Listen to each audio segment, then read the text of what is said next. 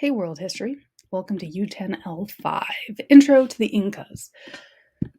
Alright, so learning target, analyze the factors that led to the emergence and expansion of the multi-ethnic Aztec and Inca empires in the Americas. We talked about the Aztecs last time, and through that video that we watched from the History Channel, today we're going to focus specifically on the Inca Empire. So your job, you're going to watch this Edpuzzle answer the questions. Questions that are in blue text are questions I just want you to answer directly onto the Edpuzzle. Make sure that you're following along with your study guide, because any important concept that I want you to define in your study guide will be in red text on this slideshow. And of course, if you have questions, email. We're here to help. First question for you today. What do you know about the Inca Empire?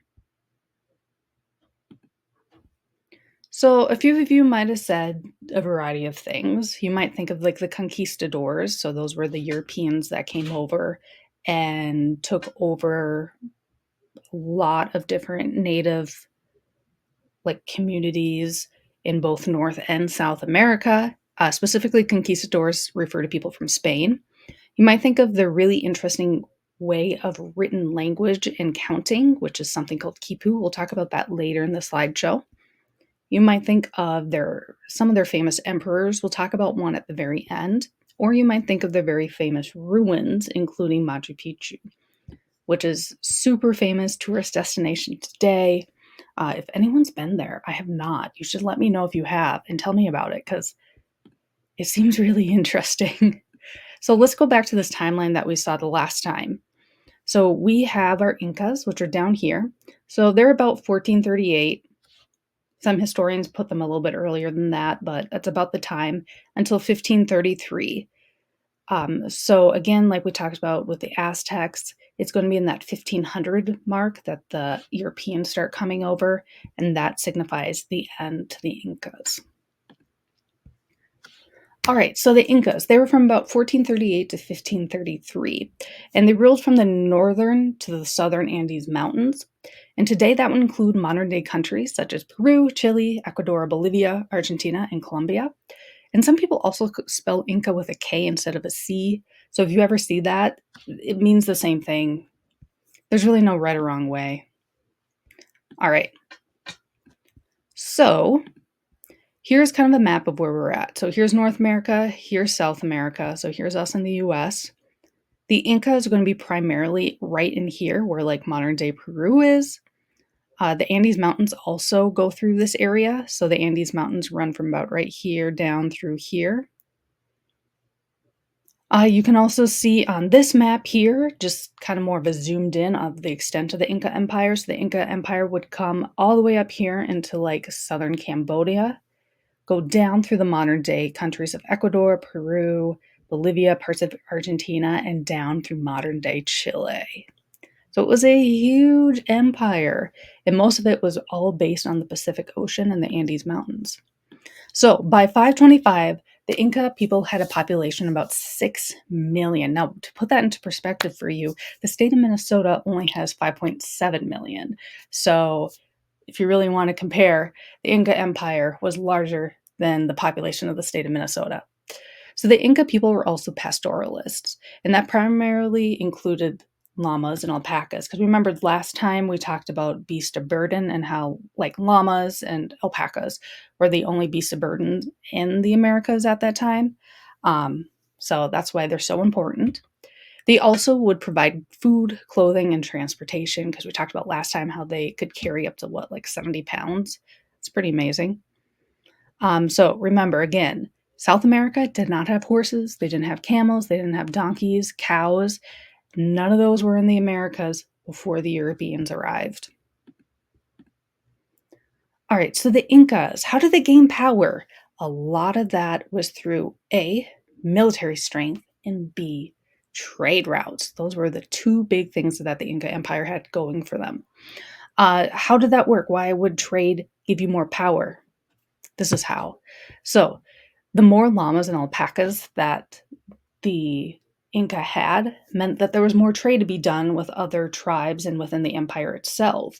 And more trade equaled more prosperity, and more prosperity attracted more people to come into the Inca Empire. And more people coming into the Inca Empire and spending money meant that there was more military power that could be sustained. So they also farmed crops such as corn, cotton, quinoa, and potatoes. Now, okay, like I bought quinoa in the store before, but I had no idea that this is what it looks like when it's growing on a plant. Crazy. So, how did the Inca get the labor force to build some of these super grand cities? Like here you can see Machu Picchu. Here's one of the ceremonial pyramids. Okay. So, how did they get such a labor force to build these? It was actually a government run force. It was called MITA. And that is a labor for building large cities and road projects. Relied on this concept of MITA.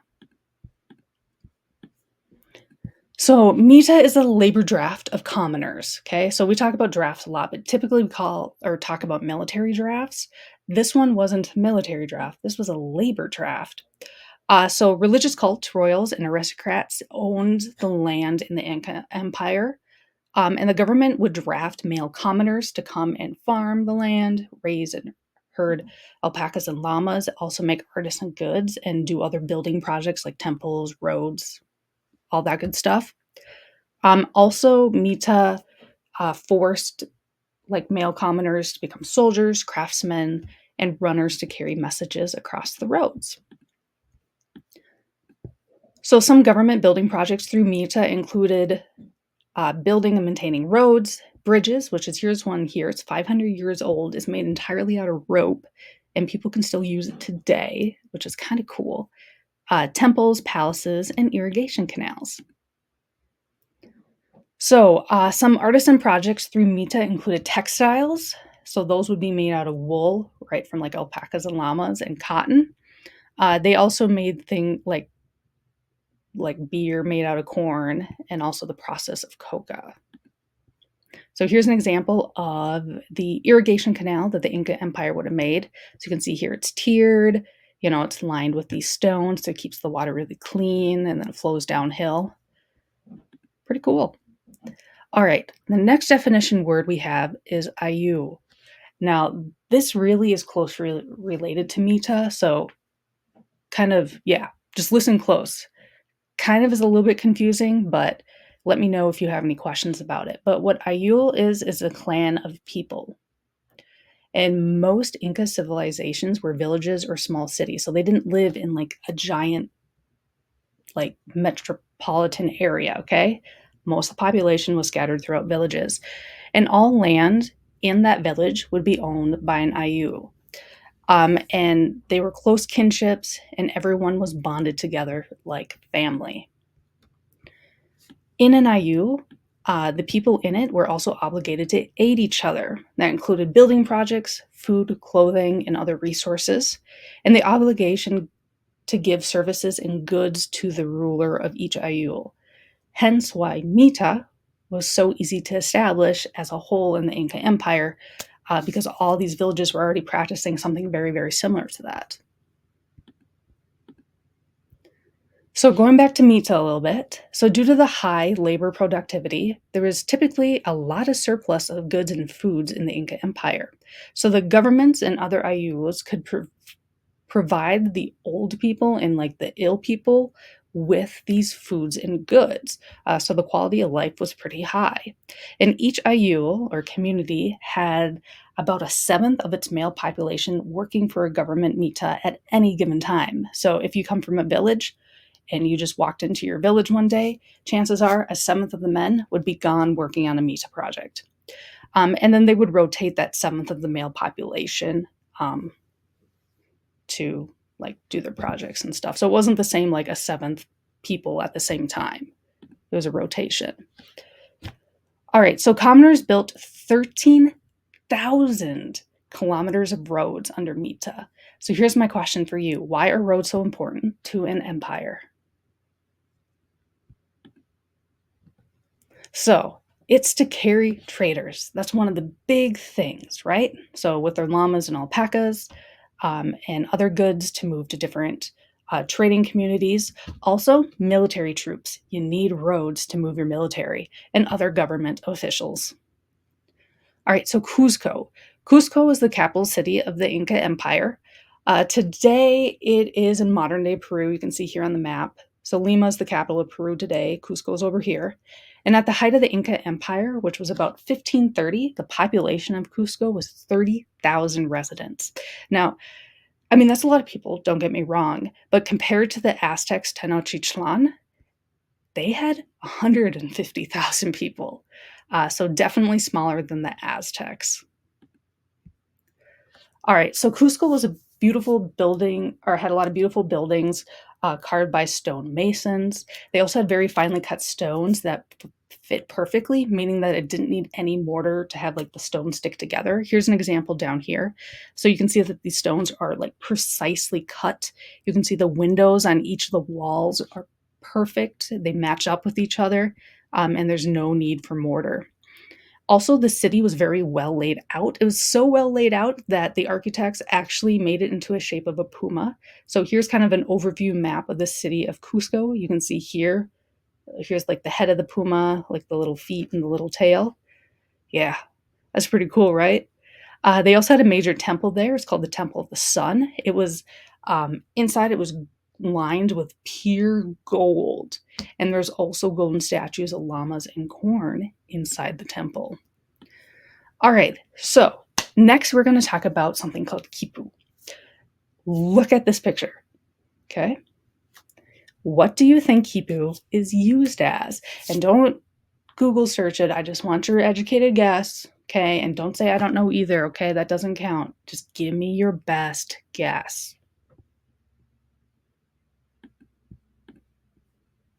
All right, so quipu are cords of cotton dyed and tied into knots, like you can see here on this picture, okay?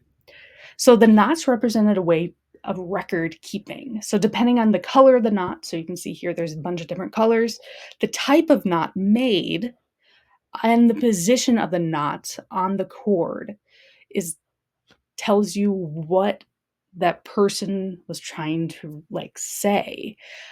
But the really tricky part of it, it is still unknown what each color, knot, and position means. So it is still a language that is undeciphered today.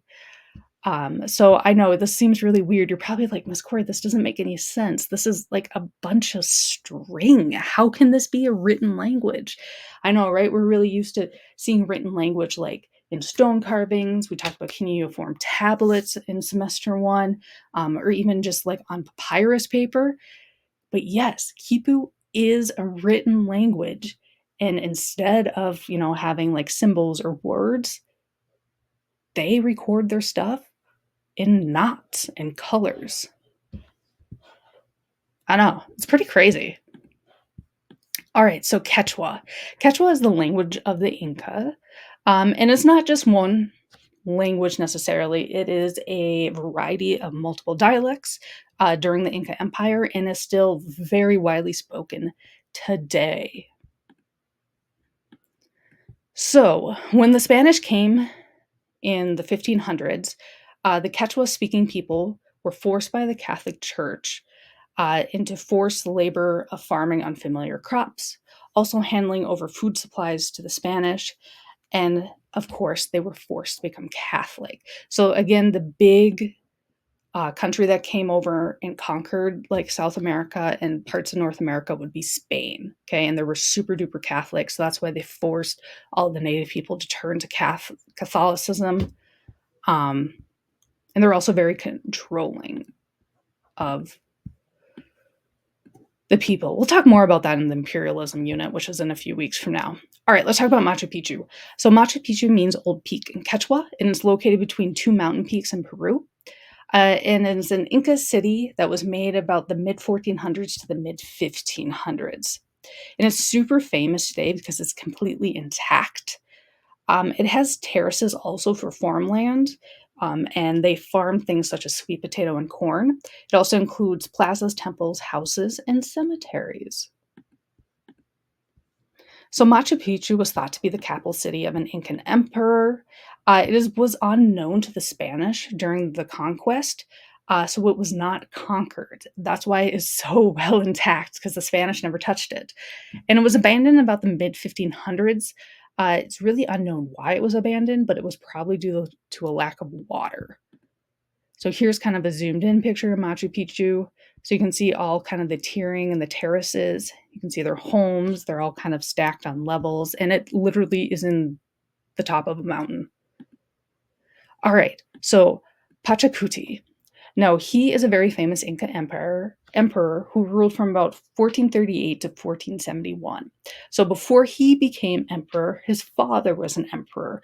There was kind of a rivalry going on. So Pachacuti's father actually appointed Pachacuti's brother as the next emperor. But others, like nobles, thought that Pachacuti should be the emperor instead of his brother. So this whole big civil war breaks out, and Pachacuti at the very end is victorious and defeats his brother, and Pachacuti becomes emperor.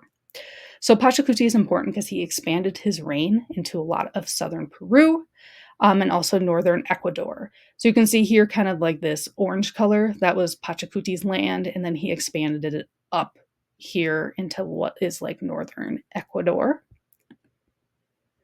So he also did a lot of public work expansion, including channeling rivers, leveling out the valley floors so it's easier to build things in, and also building agricultural terraces on hillsides, like you can see here, right? This is important because if you're planting crops, if you do it on the side of a mountain, your crops are just going to fall down and go down the side of the mountain. But if you terrace them, the crops can grow. Machu Picchu may have been built for him. That's kind of the new theory. So the Spanish come, okay? In 1532, the Spanish conquistadors come to Peru. They are led by Francisco Pizarro, who's this dude right here. So he came about 50 years after the civil war between Pachacuti and his brother. Now you might think like, well, 50 wars is kind of a long, or 50 years is kind of a long time. But you got to remember too, I mean, 50 years, there's still quite a few people that are still alive from the Civil War when the Spanish arrive, which also means that there was a very weakened and divided Inca Empire. All right, so you'll learn more about what the Spanish did when they came in U10-L6, and you'll learn a little bit more about like the Spanish's superior weapons in there as well. But one of the big things that kind of gets lost in the narration of the Spanish coming and conquering like parts of North and South America is that people just think like it was just them that just came and like conquered 6 million people. No, that's not the case. The Spanish came with about 200 conquistadors in the case of Peru. But what happened is that rival tribes to the Inca would join the Spanish, they would become allies, and then all together they would defeat the Inca Empire. So it wasn't just the Spanish that defeated the Inca Empire, they had help. And they also, it wasn't just warfare that they conquested, it was also disease that weakened a lot of the native population. So by 1572, the Inca Empire has fallen, and by that time there was about 10 million Incas. They now come under Spanish rule. During the conquest, about 7,000 Incas die in war conflict. And the crazy thing about it, zero Spanish died in the wars. Wow. All right. Another thing is disease. So about 20 to 25% of the Incan population died of disease. There's a variation of the diseases, but the big one was smallpox. And the percent and exact number of how many Incas died is very debated today. So that's why I kind of put in a big range there. So in your study guide, in full 4 bullet points or sentences, write a summary for the Inca Empire. All right, so today we learned about the Inca Empire, Mita, Ayul, Inca roads, Cusco, Quechua, Machu Picchu, Quipu, and Pachacuti. Next up, you're going to watch U10-L6, The Great Inca Rebellion. You're going to answer the questions directly on the video, so I will be grading on what questions you get right or wrong, just FYI. I skipped over the first 20 minutes of the video, and it's a little slow, so I thought, we can kind of skip the first 20 minutes. So I'm just going to tell you what happened. So in that 20 minutes, the archaeologists and forensic scientists found evidence in the graveyard that an Inca native was shot by a Spanish bullet, and that is to be considered the first found Inca native to die from a gunshot wound. That's pretty much the whole 20 minutes of that video. So it'll pick up right after that. I know right now you're like, this makes no sense on the video. Trust me, once you start watching the video, it'll make sense. And if it doesn't, let me know if you have questions. So after U10-L7, you're going to do U10, or after U10-L6, you're going to do U10-L7 Mesoamerica and South America modern day video choice. After that, you can do the optional Unit 10 practice Kahoot. I really recommend it. Okay, it's a great study tool. And then you're going to take the Unit 10 test. That's going to be due March 3rd, Sunday at midnight. Yep. If you have questions, comments, or want to learn more, let us know. We're here to help. Seriously. All right. Thanks for watching. Bye.